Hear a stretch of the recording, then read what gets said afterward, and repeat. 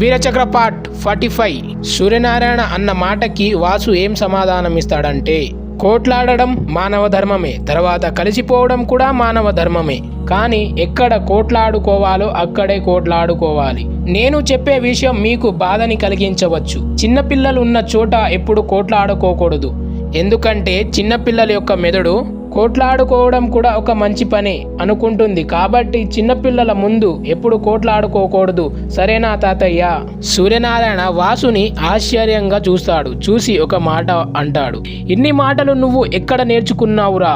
అప్పుడు వాసు చిన్నగా నవ్వుతూ, ఈ మాటలు మా అమ్మ నాకు నేర్పించింది తాతయ్య. సూర్యనారాయణ, కేశవ, వాసుని మమ్మల్ని క్షమించు అని అంటారు. అలా మాట్లాడుతూ వెళ్తూ ఉండగా మళ్ళీ రథం ఆగింది. ఈ వీడియోలో కూడా ఒక క్వశ్చన్ వేస్తున్నా. ఆ క్వశ్చన్ కొద్దిగా విచిత్రంగా ఉంటుంది. ఆ క్వశ్చన్కి ఆన్సర్ తెలిసినట్లయితే కామెంట్ చేయండి. ఆ క్వశ్చన్ ఏంటంటే, వాట అంటే ఏమిటి?